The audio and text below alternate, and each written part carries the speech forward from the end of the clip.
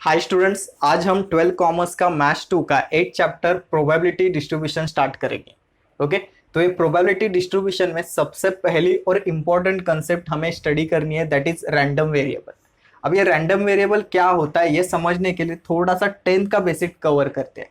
अब हमने 10th में प्रोबेबिलिटी के बारे में पढ़ा था, तब हमने देखा था कि हम कुछ रैंडम एक्सपेरिमेंट करते हैं। रैंडम एक्सपेरिमेंट मतलब डाइस रोल किया, कॉइन टॉस किया। ऐसे अगर आप 1 डाइस रोल करते हो तो ये इतने आउटकम्स आते हैं। आउटकम्स मतलब इतनी पॉसिबिलिटी है कि 6 नंबर तक आ सकते हैं। अगर 2 डाइस रोल करते हो तो यहाँ पे 1 1 मतलब एक डाइस पे 1 नंबर, दूसरे डाइस पे 1 नंबर, 1 2 ऐसे करके 6 6 तक जाते हैं। ठीक है, तो यहाँ पे मेरे 6 आउटकम्स आते थे, यहाँ पे मेरे 36 आउटकम आते हैं, ये आपको पता है सब। ओके, अगर एक कॉइन टॉस करोगे तो आपके 2 आउटकम्स आते हैं। अगर 2 कॉइन टॉस करोगे तो आपके 4 आउटकम आएंगे, 4 आउटकम। अगर 3 कॉइन टॉस करोगे तो आपके 8 आउटकम आएंगे। ये सब हमने 10th में पढ़ा है। ओके, बट इस प्रोबेबिलिटी डिस्ट्रीब्यूशन चैप्टर में मुझे इस सैंपल स्पेस से कुछ मतलब नहीं है। तो मुझे किससे मतलब है ये समझने के लिए मैं एक आपको छोटा सा क्वेश्चन पूछता हूँ। इसके ऊपर आपने 2 डाइस रोल किया, सैंपल स्पेस बनाया, पर मैं आपको क्वेश्चन पूछता हूँ, मुझे चाहिए sum of the number on dice. Dice के ऊपर जो नंबर आएंगे उसके सम चाहिए। तो आप सोचोगे सम मतलब कितने, डाइस का समेशन कम से कम कितना हो सकता है, मैक्सिमम कितना हो सकता है। देखो, अगर समझो यहाँ पे आपने समेशन किया 1 + 1, कम से कम समेशन कितना हो सकता है यहाँ पे 2। ओके, उसके बाद समेशन कितना हो सकता है 3, 2 1 + 2 3। ऐसे करके सबसे मैक्सिमम समेशन कितना होगा 12। मतलब 1 2 3 4 5 6 7 8 9 8 सॉरी 9 10 11 12, यहाँ तक इतने समेशन हो सकते हैं। इसे समझो मैं x लिखता हूँ, मतलब इतनी पॉसिबिलिटी है, इतने आउटकम आ सकते हैं मेरे आंसर के। मैंने जो क्वेश्चन पूछा उसके आंसर के। मैंने क्वेश्चन क्या पूछा था, summation of the number on dice. Dice के ऊपर जो नंबर आएंगे उसके समेशन चाहिए। तो आपने सोचा कि हाँ इतने आउटकम आ सकते हैं। क्लियर। अब मैं आपको ये 3 कॉइन के ऊपर एक क्वेश्चन पूछता हूँ। मुझे आपसे आपके ये सैंपल स्पेस से कुछ मतलब नहीं है। मुझे क्वेश्चन आपको पूछना है कि number of heads, number of heads क्या हो सकते हैं इसमें। तो आप सोचोगे अगर मैं 3 कॉइन टॉस करता हूँ, 3 बार कॉइन टॉस करता हूँ, तो ऐसा हो सकता है कि तीनों के तीनों टेल आ जाए, तीनों के तीनों टेल आ जाए, मतलब हेड्स एक भी ना है, मतलब 0 आउटकम हो सकता है। ओके, या फिर एक हेड आ सकता है, ओके, और 2 टेल, या फिर 2 हेड आ सकते हैं 1 टेल, या फिर तीनों के तीनों हेड भी आ सकते हैं। मतलब आप मेरे क्वेश्चन का आंसर दे रहे हो कि इतने आउटकम्स आ सकते हैं। ओके, इसको भी हम एक्स से डिनोट करते हैं, एक्स। क्लियर। देखो, आपने जो आउटकम निकाले उसमें एक्स की अलग अलग वैल्यू आ रही है, यहाँ पे भी एक्स के अलग अलग वैल्यू आ रही है। आपने आउटकम कहाँ से निकाले, यहाँ से, यहाँ से। ओके, ये अलग अलग वैल्यू आ रहे हैं, इसके वजह से इसके कहते हैं हम वेरिएबल, इसको हम कहते हैं वेरिएबल। ठीक है, क्योंकि ये वेरिएबल या आउटकम हमने एक रैंडम एक्सपेरिमेंट के सैंपल स्पेस से निकाले, तो इसके वजह से हम इसको कहेंगे रैंडम वेरिएबल। शायद आपको समझ में आया कि रैंडम वेरिएबल क्या है। रैंडम वेरिएबल यही नंबर है जिसके ऊपर आपको स्टडी करना है। क्लियर। सैंपल स्पेस से उठाए हुए नंबर, रैंडम वेरिएबल। क्लियर। ठीक है, अब रैंडम वेरिएबल 2 टाइप्स के होते हैं, टाइप्स ऑफ रैंडम वेरिएबल। एक डिस्क्रीट रैंडम वेरिएबल, एक कंटिन्यूस रैंडम वेरिएबल। कुछ ज़्यादा डिफरेंस नहीं है, एकदम सिंपल है। डिस्क्रीट रैंडम वेरिएबल मतलब ये अभी जो मैंने बताया 2 3 12, ये 0 1 2 3, ये डिस्क्रीट मतलब इंटीजर्स, इंटीजर्स आएंगे, कंप्लीट नंबर आएंगे, पॉइंट में नंबर नहीं आएंगे। ठीक है, वो हो जाएगा रैंडम, डिस्क्रीट रैंडम वेरिएबल। जैसे कि चिल्ड्रंस इन फैमिली, एक फैमिली में कितने चिल्ड्रन हो सकते हैं, 0 हो सकता है, 1 2 3 ऐसे चिल्ड्रन हो सकते हैं। आप बोलोगे 1.5 चिल्ड्रन हो गए, नहीं हो सकता है। तो ये बन गया डिस्क्रीट रैंडम वेरिएबल। या फिर patient in hospital. Okay, continuous random variable, इसमें पॉइंट वाले नंबर आएंगे, मतलब रैशनल नंबर आ सकते हैं। जैसे कि height of student, height of student एक स्टूडेंट की 5 फीट हो सकती है, या फिर 5.2 भी हो सकती है, या फिर 5.5 हो सकती है। डेली टेम्परेचर, डेली टेम्परेचर समझो 25 हो सकता है, या फिर 25.5 हो सकता है, 26.2 हो सकता है। तो इसमें पॉइंट वाले नंबर भी आ रहे हैं। क्लियर। तो इसके वजह से इसे कहते हैं हम कंटिन्यूस रैंडम वेरिएबल, और ये हो गया हमारा डिस्क्रीट रैंडम वेरिएबल। क्लियर। तो शायद आपको ये डिस्क्रीट और कंटिन्यूस में डिफरेंस समझ में आया। और ये रैंडम वेरिएबल क्या होता है ये समझ में आया। ओके, चलो फिर अगले टर्म पे जाते हैं। ओके स्टूडेंट, अब नेक्स्ट कंसेप्ट स्टडी करने से पहले ये थोड़ा सा समझते हैं। मैंने अभी आपको एक क्वेश्चन दिया था कि अगर आपने 3 कॉइन टॉस किए तो मुझे बताओ नंबर ऑफ हेड्स इसमें कितने होंगे। तो आपने जवाब दिया कि इसकी पॉसिबिलिटी कि 0 हेड आएगा, 1 हेड आ सकता है, 2 हेड या फिर 3 हेड्स भी आ सकते हैं। 0 1 2 3 आपने बोला था और इसे हमने रैंडम वेरिएबल कहा था। क्लियर? ओके, अब इसमें देखो, अगर मैं इसको ऐसे सेपरेटली नंबर लिखता हूँ और मैं खुद से हर एक की प्रोबेबिलिटी निकालता हूँ, मतलब 0 हेड आने की प्रोबेबिलिटी कितनी है, ओके, 1 हेड आने की प्रोबेबिलिटी कितनी है, वो प्रोबेबिलिटी निकालता हूँ इसके सामने, मतलब इस x की प्रोबेबिलिटी निकाल रहा हूँ, इसके वजह से मैं इसको px लिखूंगा, प्रोबेबिलिटी ऑफ x। ओके, तो मैं देखूंगा 0 हेड मतलब एक भी हेड नहीं है। तो इस पूरे 8 आउटकम में 0 हेड कहाँ पे है, यहाँ पे तीनों के तीनों टेल है। और ये कितने बार हुआ है, एक ही टाइम हुआ है, कितने में से, 8 में से। तो मैं बोलूंगा 8 में से एक ही बार ये हुआ है। क्लियर? अब एक हेड आने की चांसेस, एक हेड आने की प्रोबेबिलिटी, सिर्फ एक ही हेड, ऐसा कब हुआ है, यहाँ पे देखो, ये 1 2 3 बार हुआ है, कितने में से, 8 में से। तो मैं लिखूंगा 3 डिवाइडेड बाय 8, 3 डिवाइडेड बाय 8। अब 2 हेड आने के चांसेस कितने, 1 2 3, तो फिर से 3 कितने में से, 8 में से। अब तीनों के तीनों हेड ये एक ही बार हुआ है और ये कितने में से हुआ है, 8 में से। क्लियर? ओके, तो मैंने अभी क्या किया कि सिंपल हर एक की प्रोबेबिलिटी मैंने सेपरेट लिख दी कि 1 हेड आने की प्रोबेबिलिटी, 2 हेड आने की प्रोबेबिलिटी, 3 हेड आने की प्रोबेबिलिटी, ऐसे सेपरेट किया। मतलब मैंने प्रोबेबिलिटी का डिस्ट्रीब्यूशन किया। डिस्ट्रीब्यूशन मतलब एक एक को सेपरेट प्रोबेबिलिटी दी मैंने। क्लियर? और इस टेबल को मैं कहता हूं प्रोबेबिलिटी डिस्ट्रीब्यूशन टेबल, डिस्ट्रीब्यूशन, या फिर सिंपल डिस्ट्रीब्यूशन बोलो, टेबल लिखने की जरूरत नहीं है, प्रोबेबिलिटी डिस्ट्रीब्यूशन। क्लियर? ओके, ये आराम से समझा? ओके, ठीक है। अब देखो, इसमें 2 चीजें याद रखना, 2 चीजें नोटिस करना आप सिंपली। यहाँ पे प्रोबेबिलिटी जो है px, ये ऑलवेज 0 और 1 के बीच में रहेगा। ये px प्रोबेबिलिटी, हर एक की प्रोबेबिलिटी 0 और 1 के बीच में ही रहेगी, 1 से ऊपर नहीं जाएगी और 0 से नीचे, मतलब निगेटिव नहीं होगी। क्लियर? दूसरी चीज ये है कि अगर आप px का समेशन करोगे, समेशन मतलब ऐड करोगे, इन सब लोगों को ऐड करके देखते हैं पहले, समेशन ऑफ px ऐड करके देखते हैं कितना आएगा, 1/8, 3/8 प्लस 3/8 प्लस 1/8। ओके, देखो डिनोमिनेटर सेम 8 ही है, तो एक ही बार में मैं 8 लिखता हूँ। और यहाँ पे देखो 1 + 3 4, 4 + 3 7, 7 + 1 8, सो 8/8 1, मतलब इसका समेशन 1 आना चाहिए। इस प्रोबेबिलिटी के कॉलम या फिर रो का समेशन 1 आना चाहिए। ठीक है, इससे क्या होगा, इससे ये प्रूव हो जाएगा जो मैंने टेबल निकाला है वो प्रोबेबिलिटी डिस्ट्रीब्यूशन का टेबल है।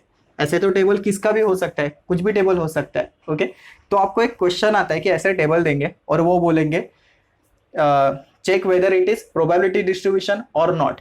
तो ये 2 कंडीशन फॉलो होनी चाहिए उस टेबल में। अगर ये 2 कंडीशन फॉलो हो रही है तो वो प्रोबेबिलिटी डिस्ट्रीब्यूशन है, नहीं तो वो प्रोबेबिलिटी डिस्ट्रीब्यूशन नहीं है। सिंपल। ओके, ये समझ में आया शायद? ओके, पहली कंडीशन क्या है, फिर से रिपीट करते हैं, प्रोबेबिलिटी, हर एक की प्रोबेबिलिटी 0 से 1 के बीच में रहनी चाहिए। दूसरी, इसका समेशन 1 आना चाहिए। अगर समझो 1 नहीं आता है, एग्जांपल देते हैं कि समझो 1.2 आता है इसका समेशन, तो मैंने कुछ गलत किया है, प्रोबेबिलिटी डिस्ट्रीब्यूशन नहीं निकाला है। क्लियर? ओके, चलो थोड़ा सा आगे चलते हैं। समझो मैं आपको एक क्वेश्चन पूछता हूँ, ऐसे क्वेश्चन आपको एक्सरसाइज में मिलेंगे। मैं बोलता हूँ कि मुझे प्रोबेबिलिटी बताओ where x is less than 2, x is less than 2 की प्रोबेबिलिटी, मतलब जहां पे x की वैल्यू 2 से कम है, ऐसे इतने की प्रोबेबिलिटी बताओ। तो 2 से कम कहाँ पे है, x की वैल्यू 0 और 1 पे। ये 2 से छोटे नंबर है ना, तो आप बोलोगे सर ऐसे तो 2 नंबर है, x = 0 एंड x = 1। ठीक है, x = 0 की प्रोबेबिलिटी, मतलब x जब 0 था तब प्रोबेबिलिटी कितनी है, ये p है ना, प्रोबेबिलिटी कितनी है, 1/8। और x = जब 1 था तब प्रोबेबिलिटी कितनी है, 3/8।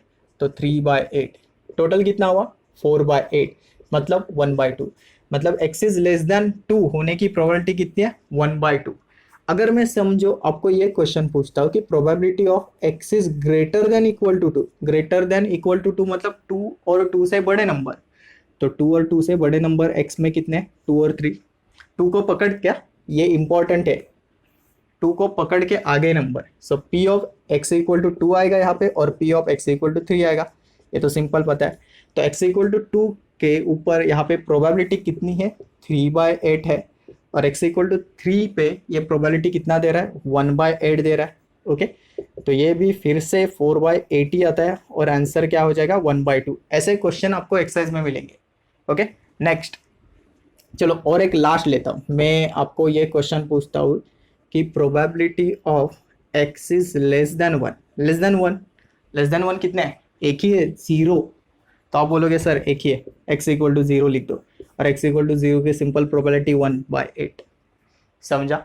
तो मैंने आपको दो टाइप के क्वेश्चन यहाँ पे सिखा दिए, एक्सरसाइज में करेंगे पर दो टाइप के क्वेश्चन यहाँ पे मैंने कवर कर दिए कि प्रोबेबिलिटी डिस्ट्रीब्यूशन आइडेंटिफाई करते कैसे करते हैं, और अगर वो प्रोबेबिलिटी डिस्ट्रीब्यूशन हुआ और आपको ये क्वेश्चन आए कि x is less than 2, x is greater than equal to 2, x is less than 1, तो वो कैसे सॉल्व करते हैं।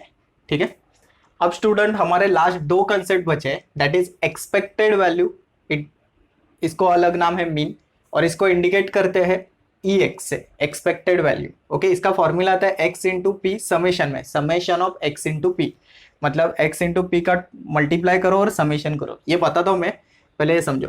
वेरिएंस इसको इंडिकेट करते हैं VX से।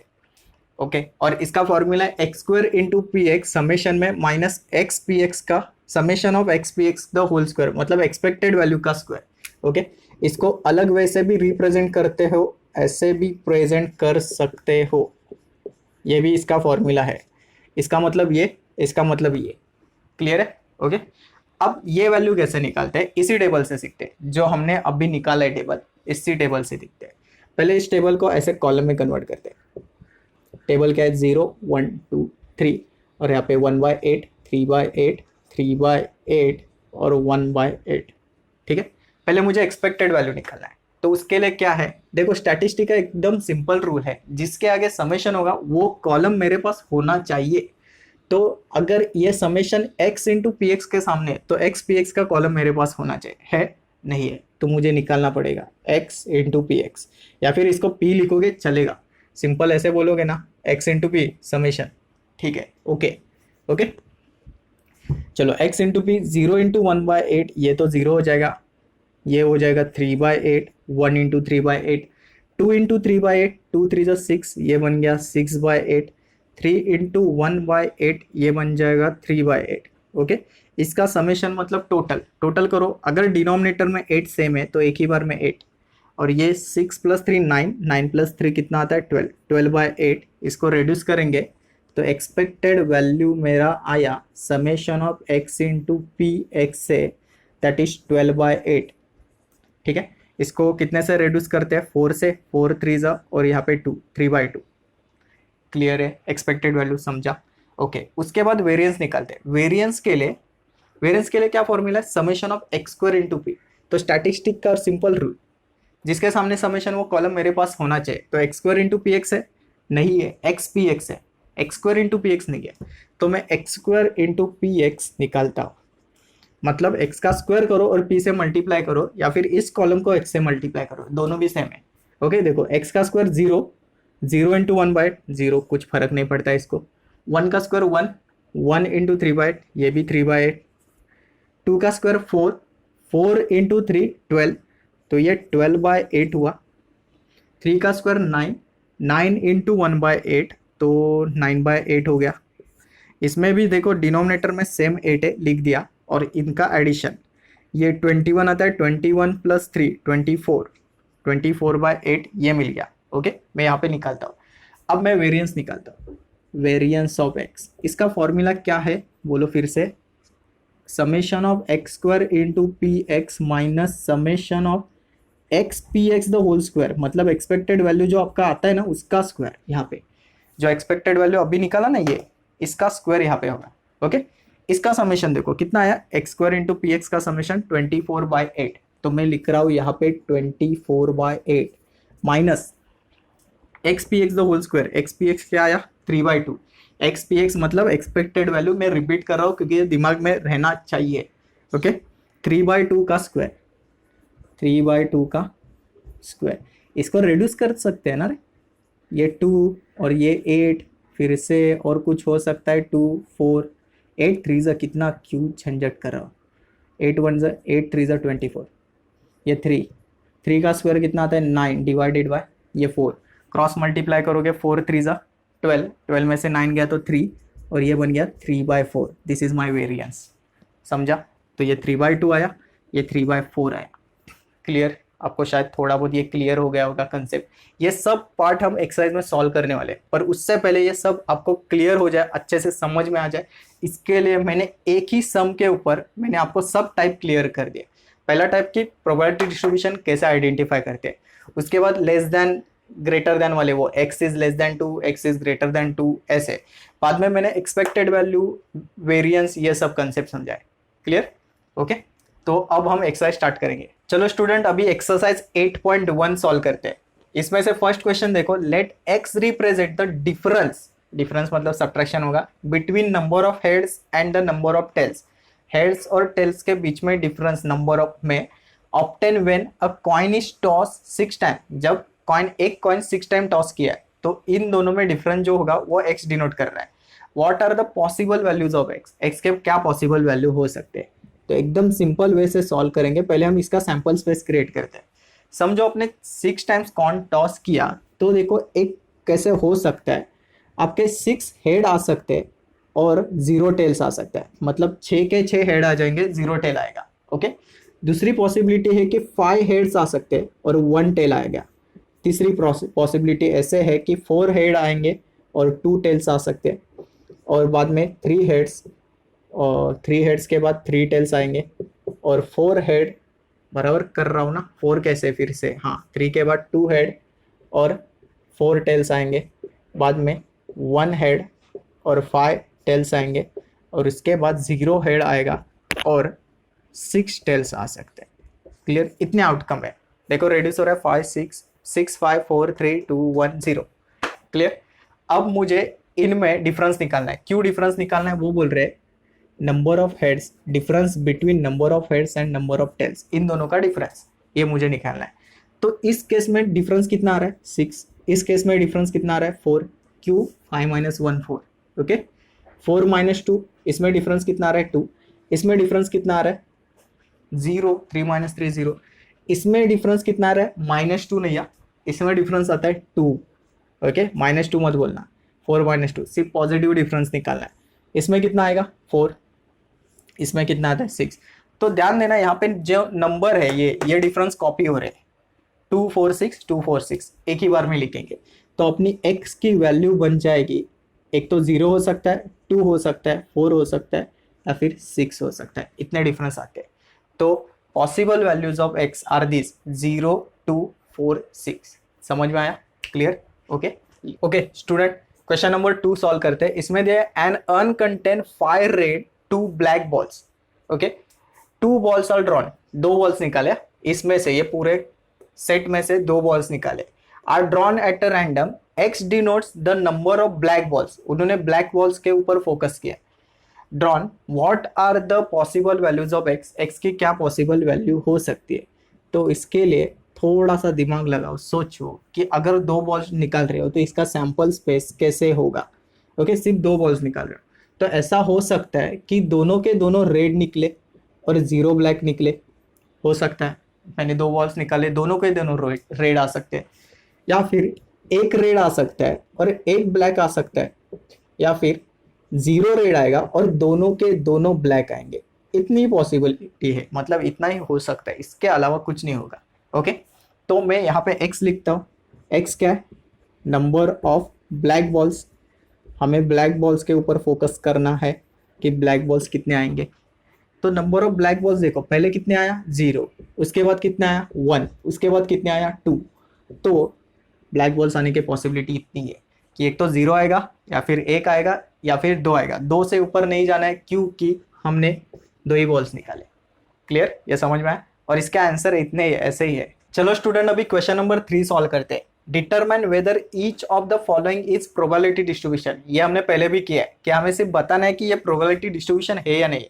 इसके लिए हमने ये देखा है कि ये दो कंडीशन फॉलो करनी चाहिए।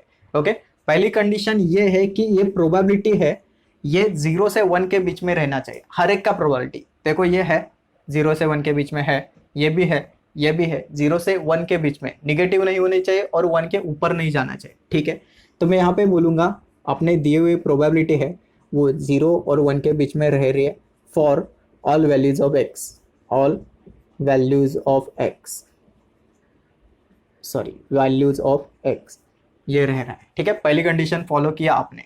चलो सेकंड कंडीशन है कि इसका समेशन 1 आना चाहिए।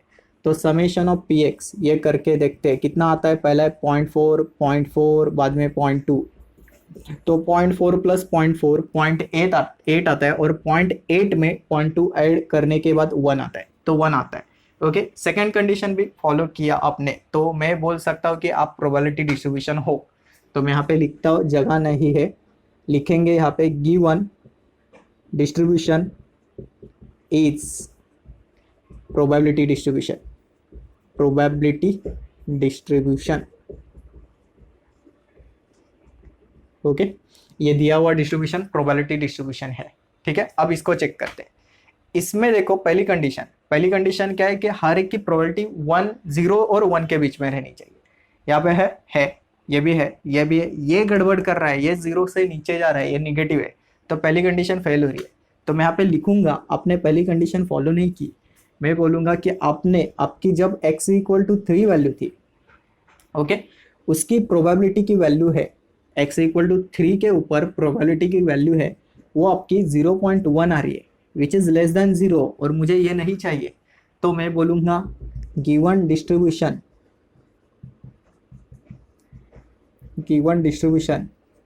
Is not probability distribution. समझा होगा? क्लियर? मैंने कैसे प्रेजेंट किया वो इम्पोर्टेंट है। x = 3 के ऊपर प्रोबेबिलिटी वो कितनी है, -0.1, और ये लेस देन 0 है। ठीक है, अब इसको चेक करते हैं। ये पहली कंडीशन तो सेटिस्फाई कर रहा है, 0 और 1 के बीच में है, तो लिखेंगे px तो 0 और 1 के बीच में रह रहा है for all values of x, ये कंडीशन सेटिस्फाई हुआ। अब सेकेंड कंडीशन समेशन करके देखते हैं।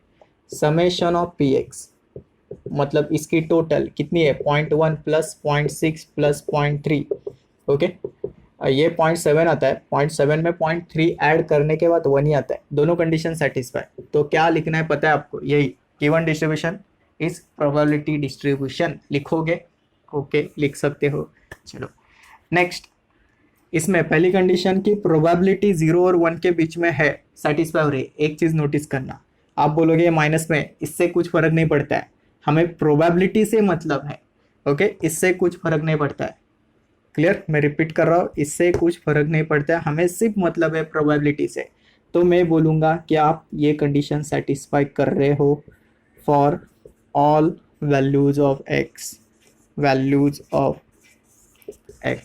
ठीक है, सेकेंड कंडीशन देखते हैं। सेकेंड कंडीशन सेटिस्फाई कर रहे हो क्या, देखते हैं। ये 0.3 plus 0.2 plus 0.4 plus 0.05 plus 0.05, okay, इसका एडिशन देखो, 0.5 में 4 ऐड होने के बाद ये 0.9 आया, सिर्फ 0.1 की ज़रूरत है, और इन दोनों का एडिशन 0.1 आता है। देखो ये 5 + 5 10 हो जाएगा, तो ये 1 यहाँ पे आ जाएगा, 0.1। शायद ये टोटल आती होगी आपको, टोटल कितना हुआ, 1। तो ये same given distribution is probability distribution लिख दो, समझा? और 2 क्वेश्चन बचे इसमें से, वो करते हैं। ओके, उसी क्वेश्चन नंबर 3 में क्वेश्चन नंबर 5 ये सॉल्व करते हैं। इसको देखते हैं कि प्रोबेबिलिटी डिस्ट्रीब्यूशन है या नहीं।